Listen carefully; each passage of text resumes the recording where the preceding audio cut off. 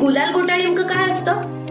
तर आपल्याकडे जशी रंगीत पाण्याने भरलेल्या फुग्यांनी होळी खेळली जाते, तसंच राजस्थानमध्ये आणि खास करून जयपूरमध्ये या गुलाल गोट्यांनी होळी खेळतात.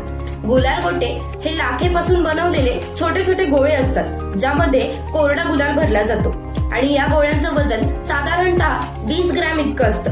राजस्थानच्या मुस्लिम समाजातील लाखेच्या कलाकृती बनवणारे लोक हे गुलाल गोटे बनवायचं काम करतात. पूर्वीच्या काळातील राजे महाराजे होळीच्या दिवशी हत्तीवर बसून राज्यभर फिरत आणि हे गुलाल गोटे प्रजेवर फेकून त्यांच्यासोबत उत्सवात सहभागी होत असत.